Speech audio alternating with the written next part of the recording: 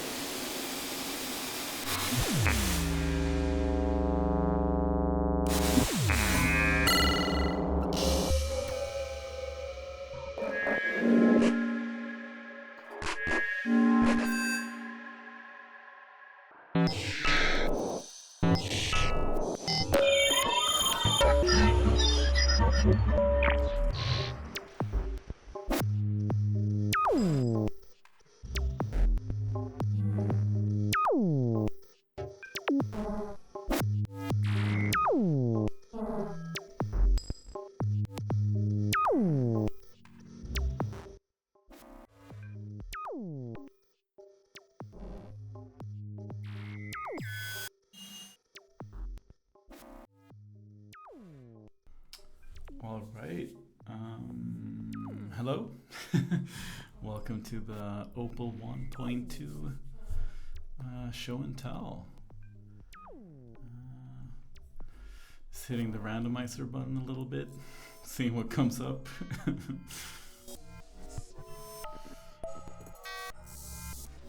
Can you all hear me loud and clear?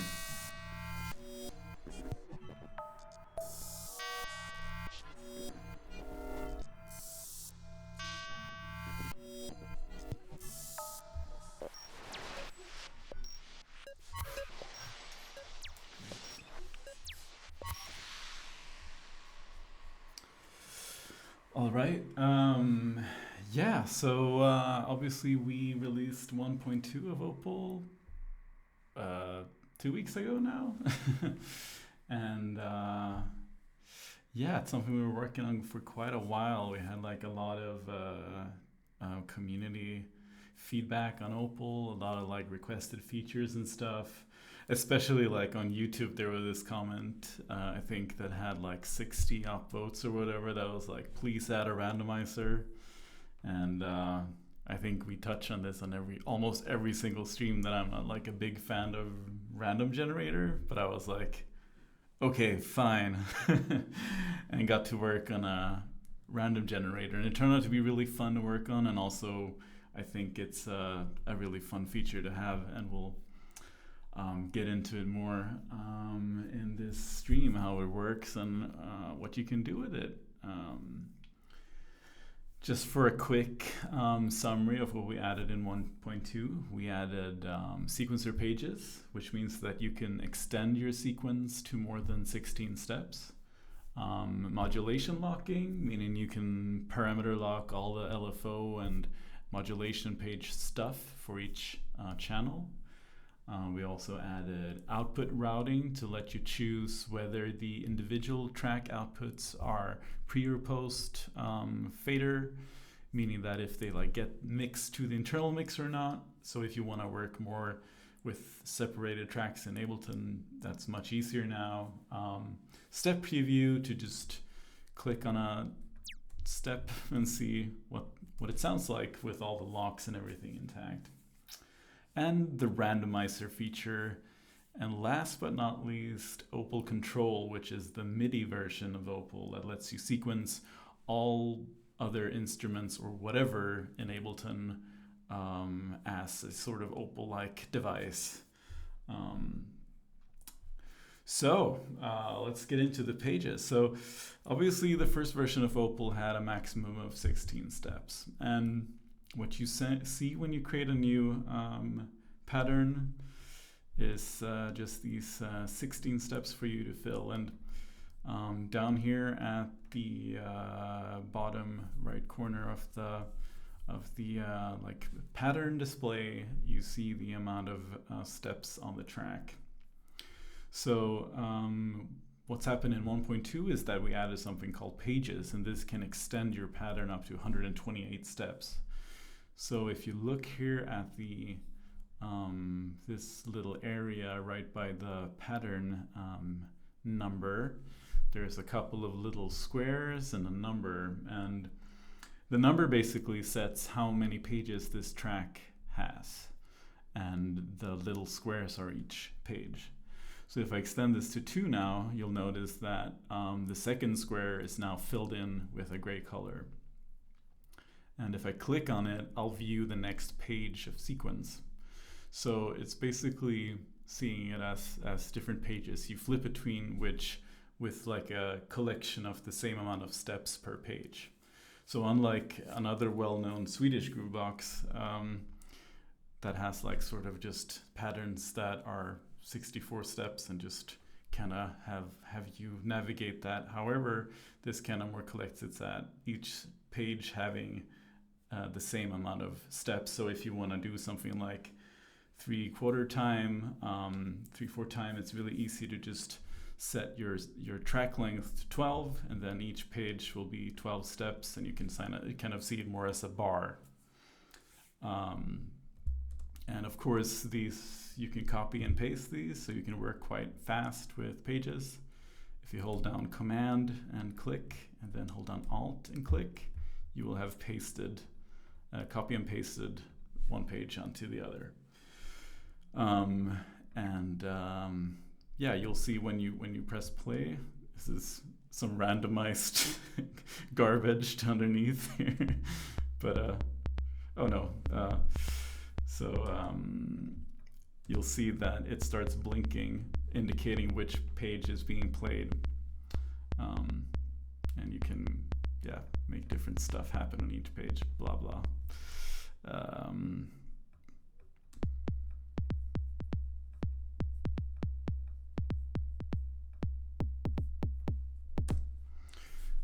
So this is, of course, super useful for making more evolving stuff.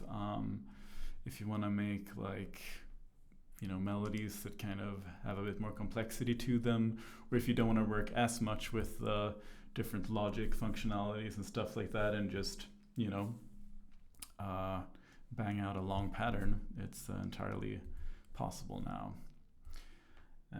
Let's see if there was and I think after each thing I talk about, let's do like a quick round of questions just to see if there's something you were wondering about or something you would like me to cover more about the specific feature. So of course, the pages sort of respect the different sequencer functionalities. If I punch this into like a ping pong trajectory of the sequence, where the sequence goes to the end and then reverses direction, then back again, it'll of course do this with the pages as well.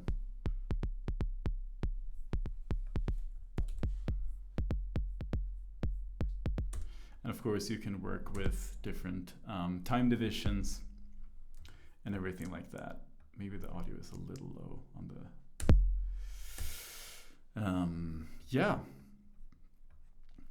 Great, and of course this is per track. Each track has a different amount of pages, different track length, everything, so you can make really complicated, cool sequences. And that's kind of all there is to it. Any questions about the magic of sequencer pages?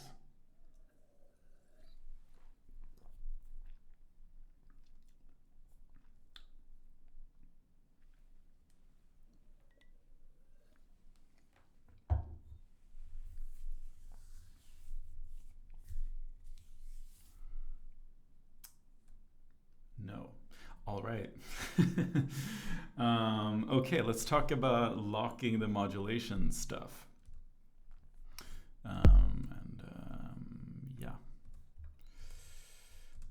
Let's make that a little faster again. So in Opal 1.1 or whatever, using the LFO became kind of this opt-in thing where, say that I want to have random modulation level per step.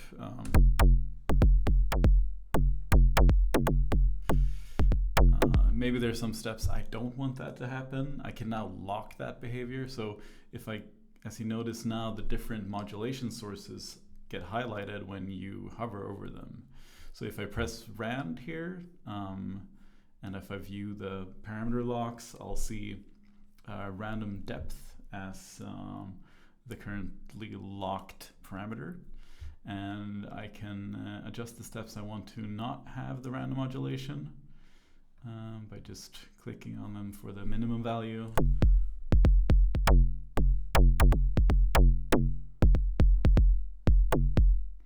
And this is just a very nifty way to have like better control of your modulation in the sequencer as well. And of course, all the functionalities from the LFO and the envelope are available as well to lock per step. And it's just a fun way to get deeper modulation with your modulation, deeper step locking modulation. Yeah. And I see there's a question in the chat if there's going to be any push integration for the sequencer. No, the answer is basically that the push API in Live and Maxwell Live is just not good enough to do it in a way that I think would be satisfying, you know. Yeah. I think this is pretty clear, probably. Unless anyone had any questions about the modulation, I think we'll just move on.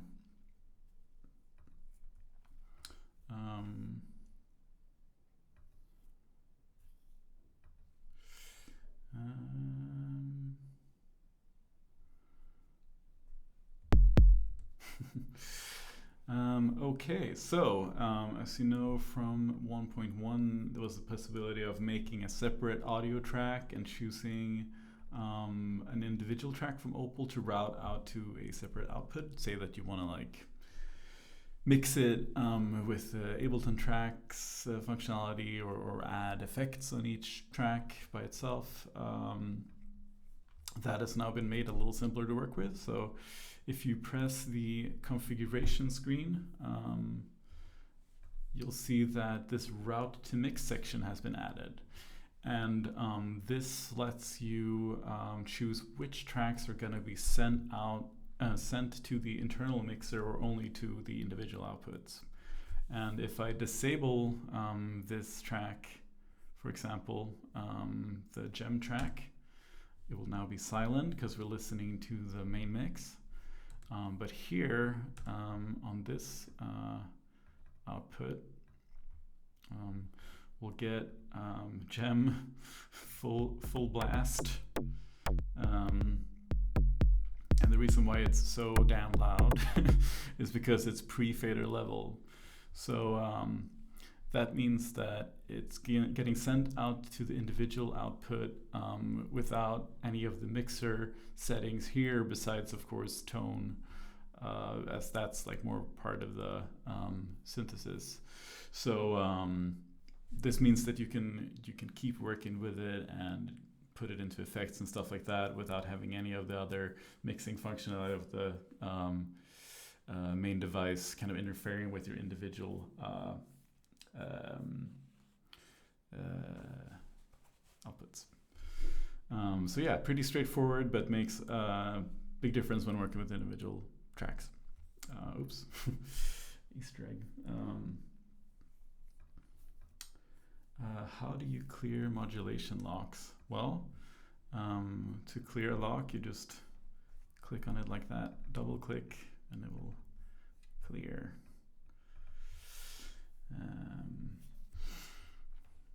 Right. Yeah. That is it for individual output routing. Pretty easy stuff. Let's change the color for fun. Right, okay, so next thing is we added step preview, and this was another feature that a lot of people asked for, being able to preview each step and sort of see what it does before the sequencer reaches to it. Sometimes you're working on a pattern and you add these different modulations and parameter locks and stuff, and you don't want to wait for it for the sequencer to run at that point. So instead, you can now preview any step at any point in time. So if you hold Shift and Command on a Mac, or Shift and Control on Windows, and click on a step, you'll hear it with its parameter lock. So if I now start locking this to have like a different type of sound,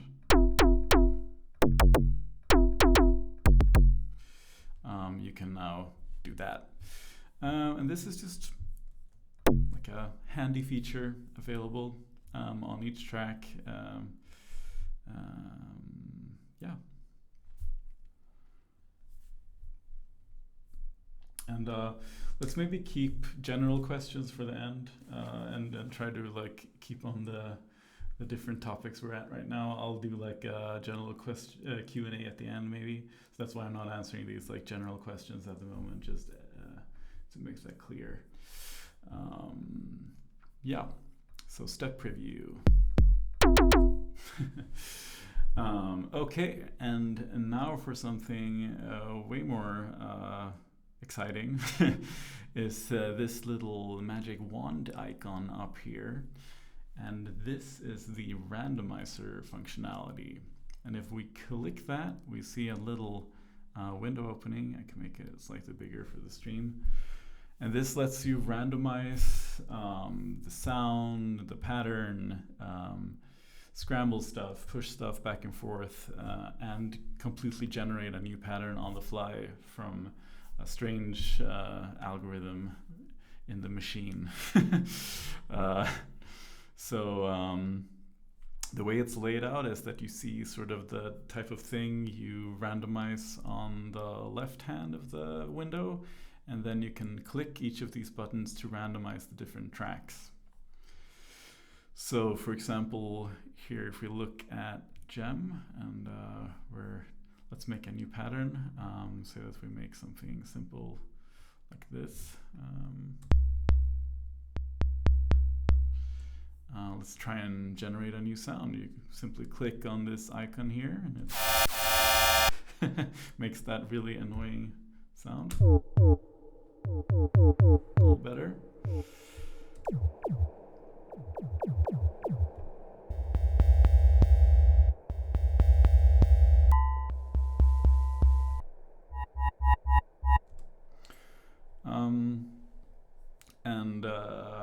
Yeah, it just basically generates a new sound, and this is a great way to like find something that might surprise you, inspire you, or just a way to get started on making a new sound. And it sort of tries to make a sound that's like fairly usable, so it's not just completely random. It's kind of some sort of clever random, and hopefully it generates something exciting for you. And underneath the sound generator is something called a wiggle, and this sort of you can say it takes all the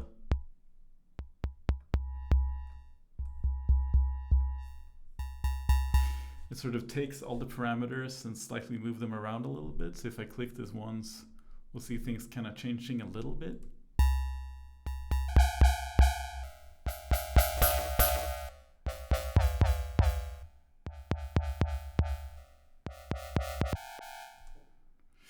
So it basically, the more you push it, the more we kind of skew away from the original sound and create a variation of it that's like a continuation almost. You can see it as kind of like twisting and turning the different parameters and finding a new variation of the original sound. So together these can be quite powerful tools to just play around and find like a new interesting sound to start with, or maybe just roll with. And beneath that we have the pattern generator. Again, this works the same way. You click the icon for whichever track you want to generate something with, and it just does it. So the pattern generator randomizes just like sequence data. So if I press that, it will use the same sound and just generate an entirely new sequence on that track.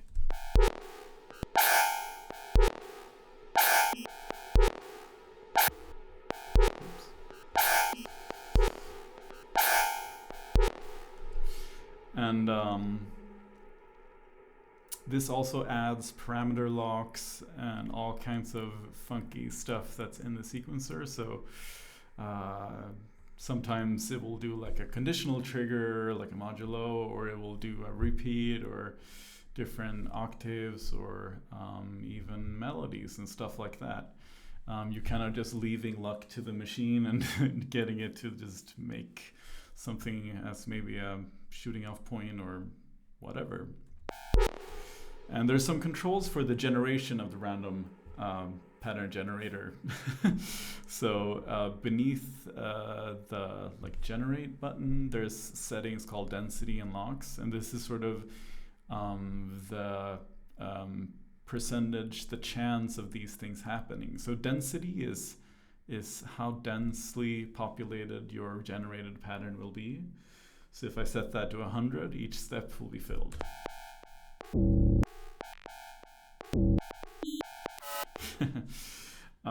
And locks control how likely it is that the random generator will add a parameter lock or not. So if I push both to 100, it will kind of make something really wild that just has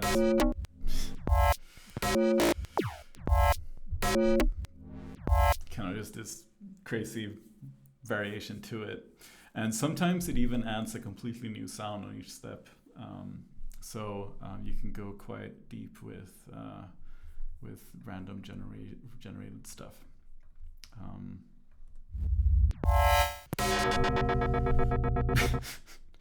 And beneath that is scramble, and this, if you press this, it will sort of just randomize the position of each step in your sequence. So it doesn't change anything, it just changes the order of events. So if I press that a few times, it will make like a variation of the pattern basically. And another handy feature is the ability to be able to push the pattern back and forth. So if I press push forward, it will move all the steps forward one step, and backward will move it back one step. And this is just useful to align different tracks with each other. So that's just a part of the randomizer that's like a handy tool for fine-tuning where your pattern should start or end. So there were some questions about this. Randomizing just a step, that's not a function, but pretty cool idea. How much fine-tuning is there inside randomizing feature, or is it all 100% random? There's a lot of fine-tuning. It sort of has like it's like an informed weighted random where it takes the type of parameter into account and has like a good range that it tries to skew towards. But it also has like a healthy dose of sometimes being completely random as well. I tried to make something that generated content that was like interesting, but not like skewed into a direction too much. I wanted it to be really random and surprising, but also like in a range that generated stuff that sounded cool or, you know, not silent or too weird, as in like, you know, making like a too low sub bass that you can't even like hear physically or stuff like that, where it kind of just makes sure that the material is useful in some way.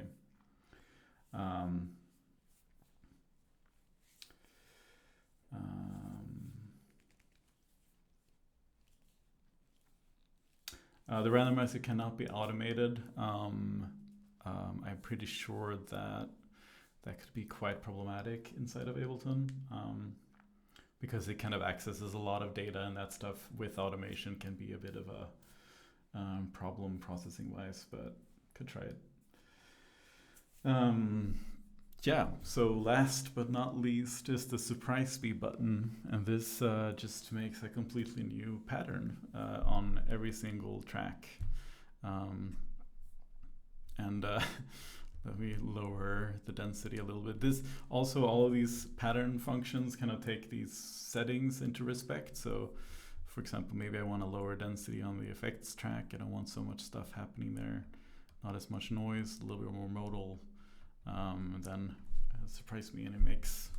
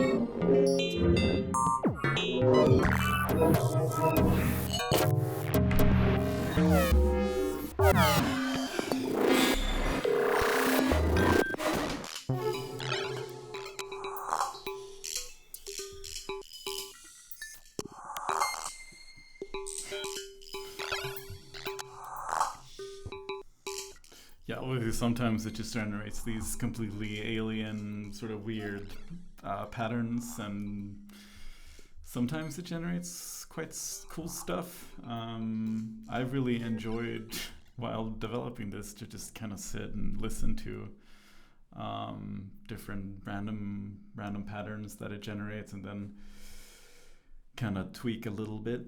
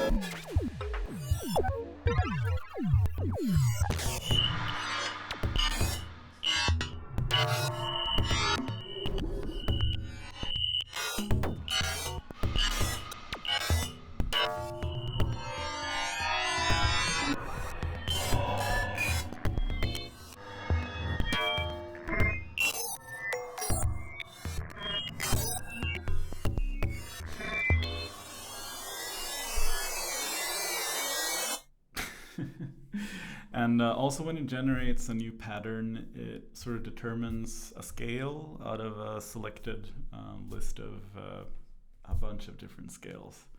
And people are asking about scale support, and I think the reason why there's no scale to select in the randomizer is because I think at some point it would be cool to add like a scale mode for the device, and I think then that will make more sense in the whole concept. So for now it will just be this sort of surprising effect. So it does quite a lot of stuff under the hood, sort of just determining what kind of pattern it wants to create in terms of like how wild should it be, and then it just goes off with that. And yeah.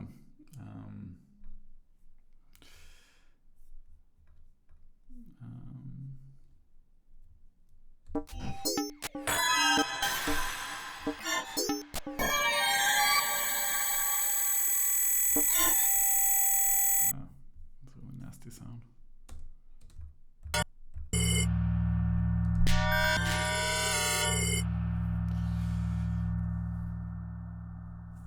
Clearing locks. I'm not sure.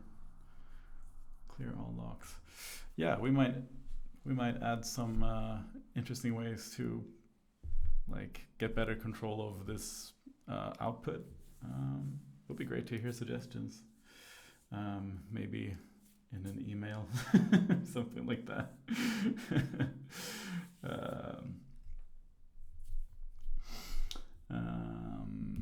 Yeah. Any more questions about the randomizer, or something you want to see, or if there's anything you hate about it or love about it, or if you're not interested in random at all, want me to stop talking about it, it's fine too.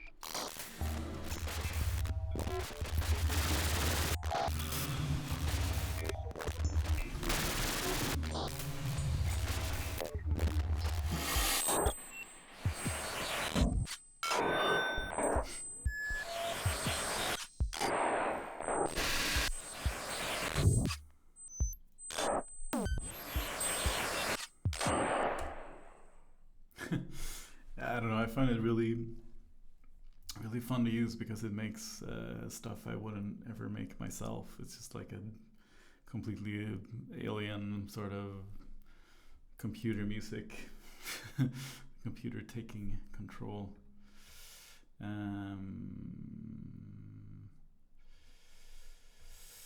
Yeah.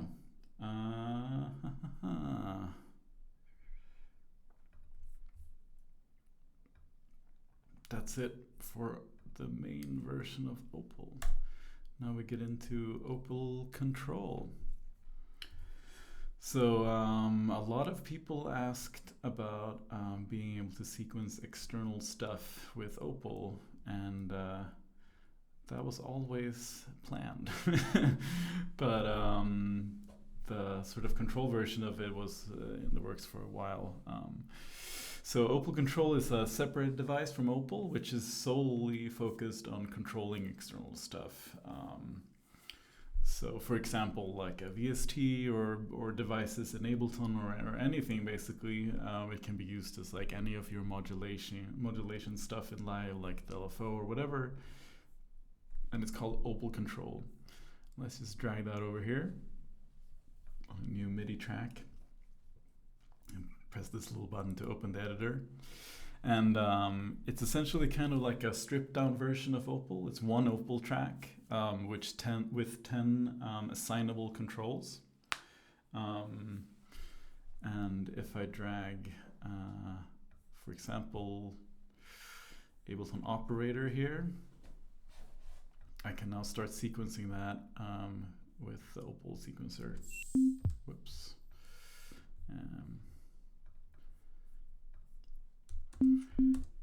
It's also possible to sequence hardware, but you'd have to send out MIDI and map stuff on the hardware.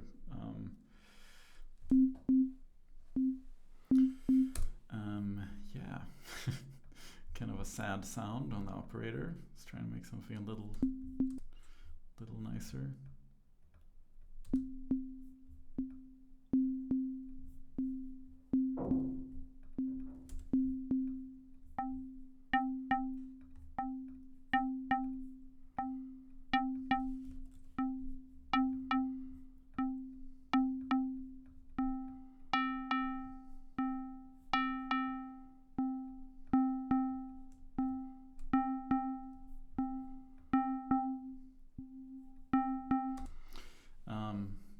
All right, good enough.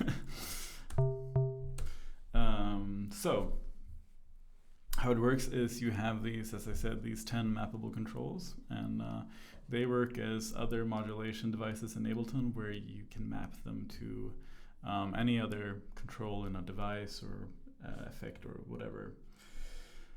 So if I press this little icon up here, this sort of little crosshair, it kind of opens up the configuration mode of the track controls, and by pressing the crosshair underneath one of these controllers, it goes into ARM mode, where the next parameter you press in live, it will map to. It will take over that parameter and become its control. So if I want to, for example, control the modulation level here from operator, or the level of the second operator, in operator, I just click on level, and as you can see, it now automatically renamed itself to ask B, which is sort of the first few letters of the name. And now when I turn this knob up here in Opal, it will control operator. And this also makes it parameter lockable here. As you see, it popped up down here in the sequencer, and I can now set this parameter per step.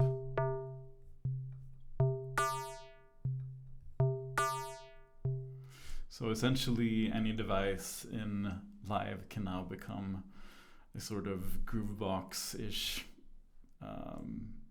type of workflow.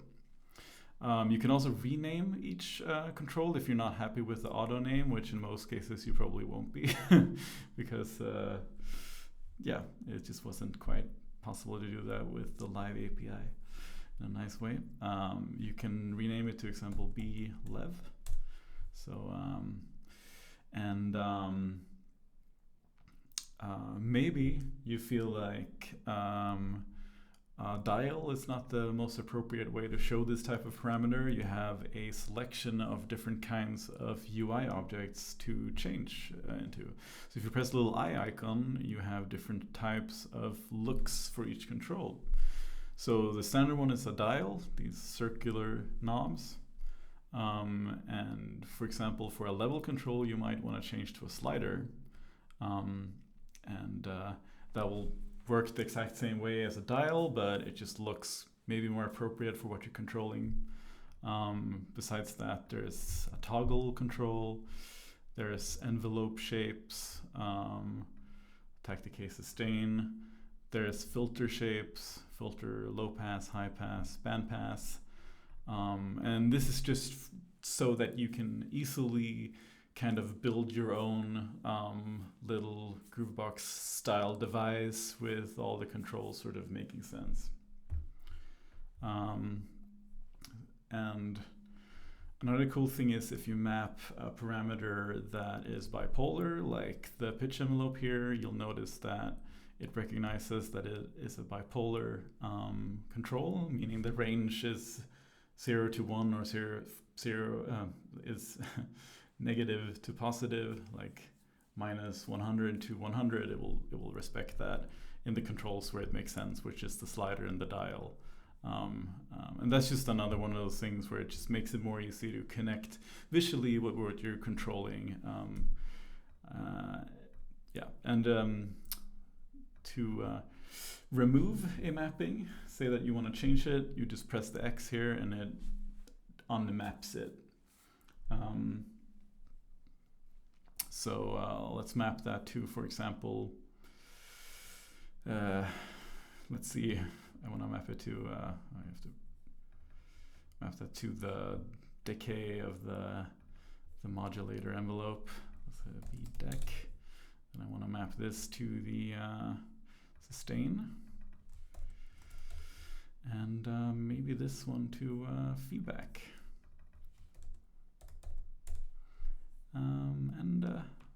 Why not filter frequency? That way we can check out a few different, let's name it cutoff. So yeah, now I'm just changing to sort of the appropriate types of looks. So I want the envelope decay, I want the envelope sustain. I want the feedback to maybe be, maybe it'll be a dial. And the cutoff, since it's a low pass filter, should be a low pass style display.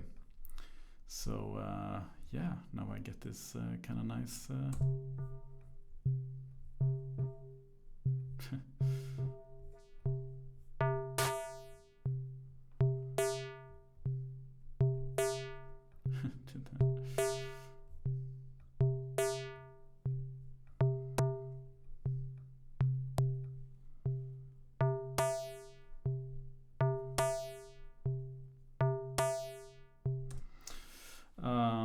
yeah.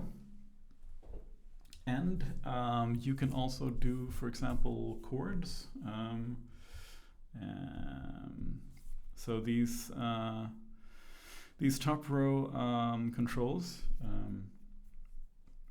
are note offsets. You get 5 notes per steps essentially. So if I increase this from 0 to above or below it, it will be lit in sort of the active color, and it will add a note, a semitone, for the value above or below the root note. Someone just asked if this is possible in the chat, and yes. And of course this is parameter lockable, so you could have different types of chords going on if you feel like it, you know, as you might.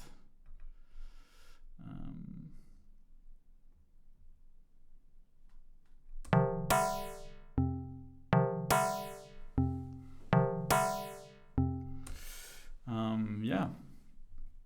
And yes, you can also use all the modulation stuff from the main Opal device with all these controls. So if I now want to modulate, for example, the cutoff with an LFO, I just look up which number it is and select it here, number 5.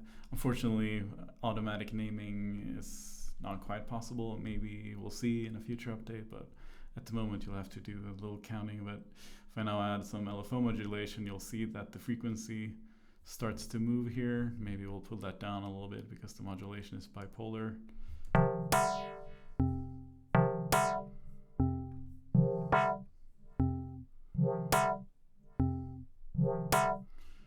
Maybe it's even random.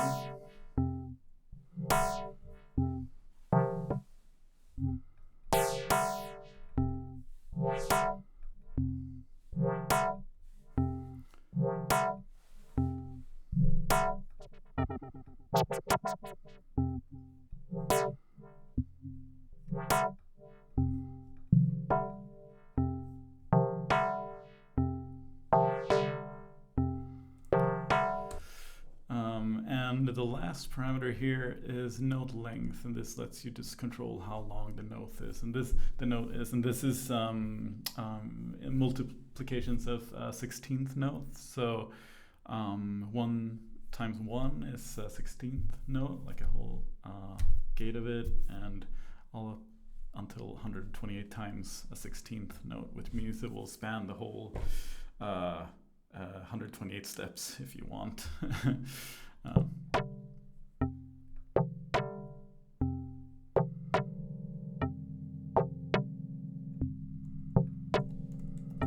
Yeah, not super exciting per se, but good to have, and of course also parameter lockable. Yeah.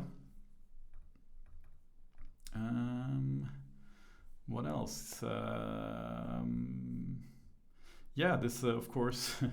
Let's should I add some fun parameter? Maybe fine tune.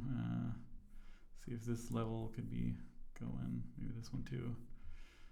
Set this to. Sorry, just setting up some fun stuff.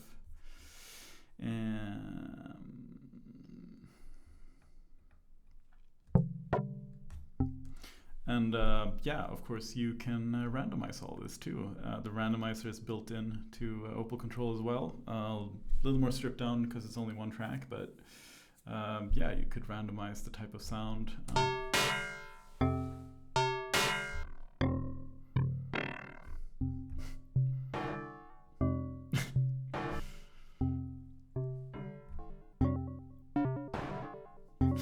I don't quite know how it does that little arpeggio, but I'm into it. And generate like a new pattern. Yeah, not the most exciting. Surprise Me works as well.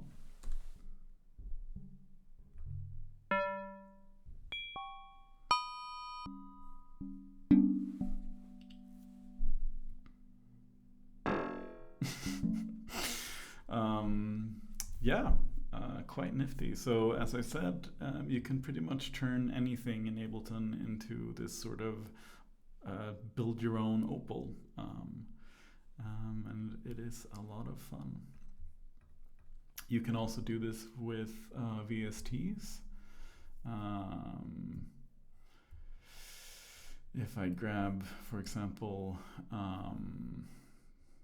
some VST I have, let's see, what do I have in the,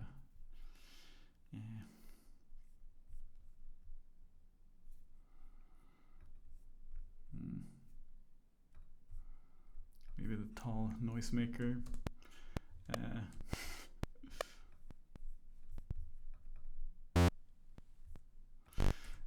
Yeah, basically it works like any VST where you have to in Ableton press configure to sort of like, oh, I want to change the wave of oscillator 1. So you press configure down here and whatever control you want to change. You can then map that with Opal. So yeah, now we're controlling the wave in Tall Noisemaker. So yeah, some VSTs will cause a lot of CPU usage when doing this, I've noticed, and that's just, I guess, that's due to how the map functionality in Ableton works. Vital is something we noticed was particularly problematic, but that's kind of out of our control, just word of warning in some cases. But in general, sequencing VSTs is really fun this way. Yeah. If we can get back the...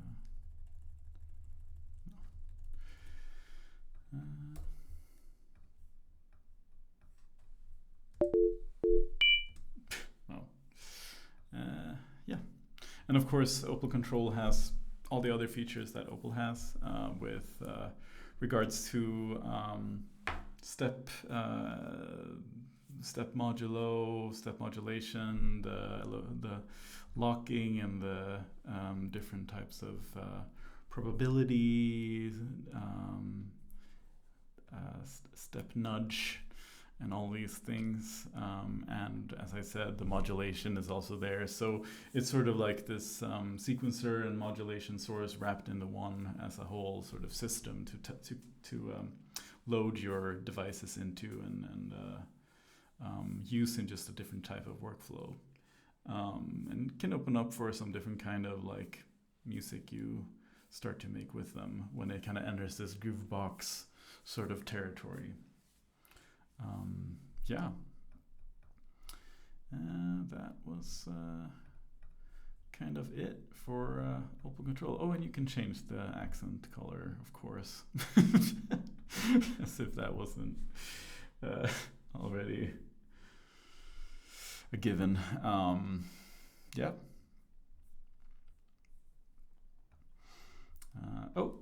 One more thing is that you can stack them. So if I duplicate it and just make another sequence or whatever,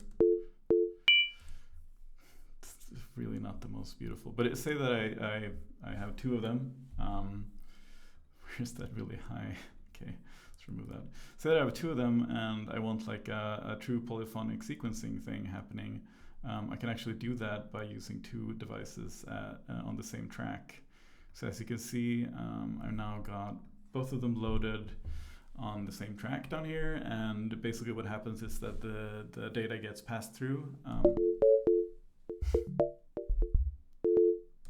and they will just send to the same device, and that means if you want to, for example, sequence like a whole drum kit with different tracks and stuff, you can just have a bunch of separate opals on the same track in Ableton, or if you want to sequence the synth truly polyphonically in terms of like the sequencing data being like different whatevers, you can just stack them. So super useful. Put them in a rack, for example. That's also really neat. If you select both of them and press Command G or Control G, you can get them as a rack like this, and you can do whatever it is you want to do with that. All right, that's pretty much it for for 1.2. We just issued out a 1.2b, as you see here, which fixes a few bugs.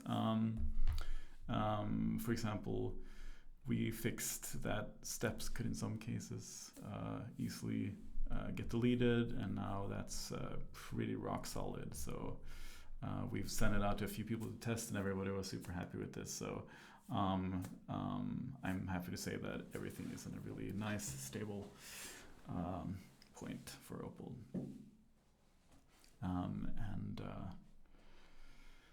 Yeah, just some tweaks and fixes as always. And now's the time for if anyone has any questions or random stories to tell, or I don't know. Let's listen to some presets.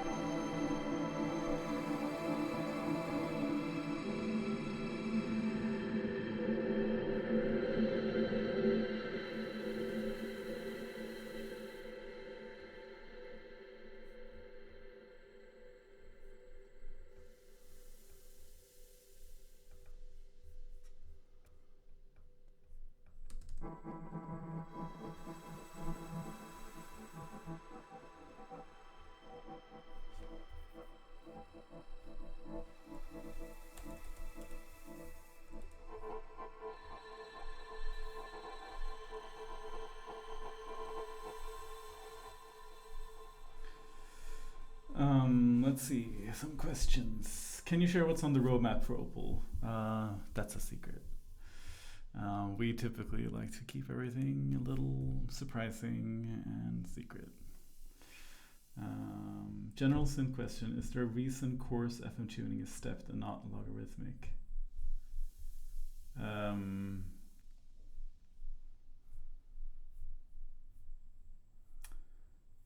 Well, those things are not really mutually exclusive, so I'm not sure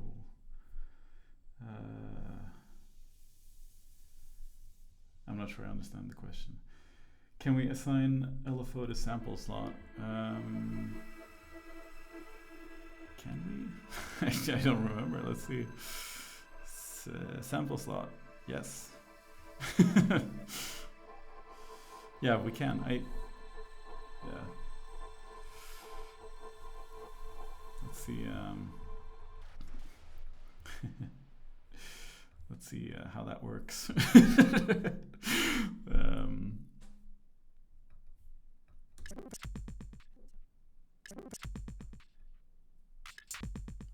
Yeah, I guess the answer is yes. That seems to work.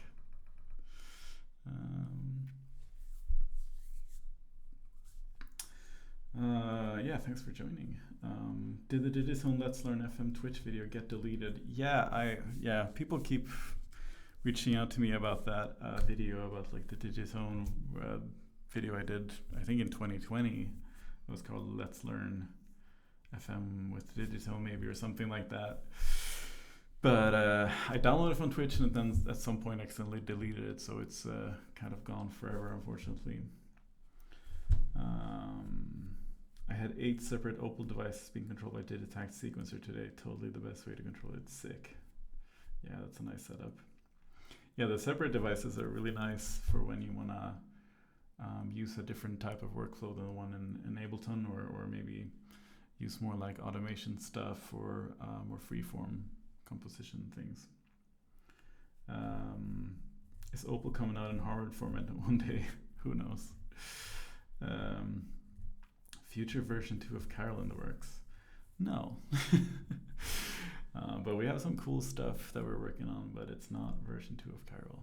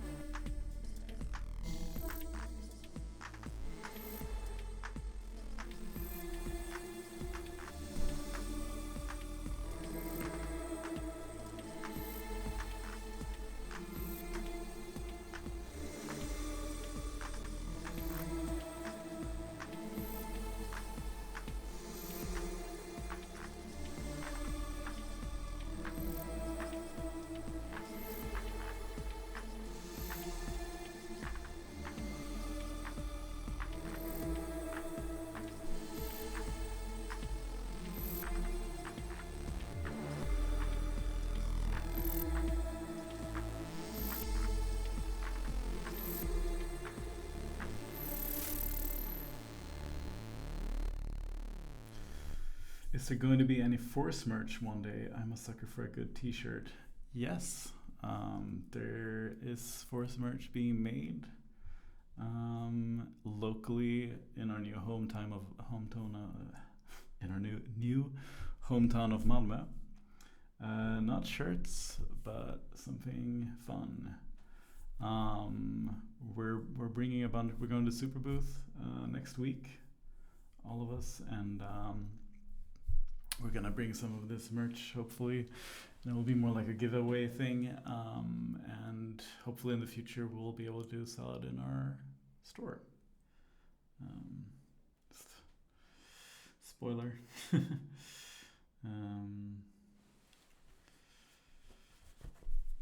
What happens when you control Opal with Opal-Ctl? Well, I'm too scared to find out.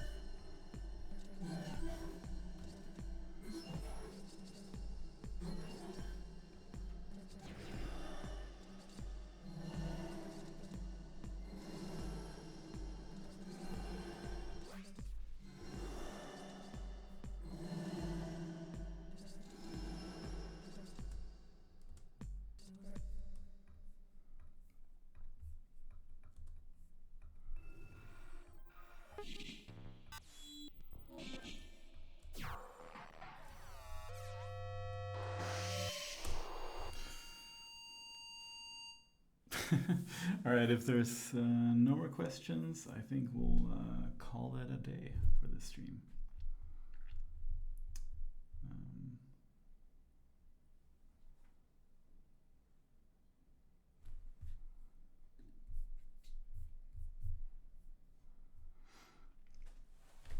Cool, thanks to everyone for coming.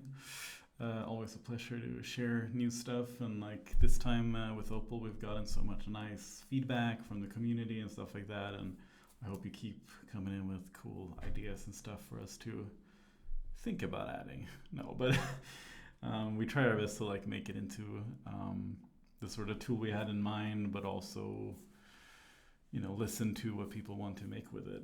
It's always nice to have something evolve with sort of its user base, and it's cool that everyone is so excited about it. So I hope I'll see you soon. And as I said, we're going to Super Booth next week, and I hope someone runs up to us and says hello. It's always nice. Yeah, until next show and tell. Bye bye.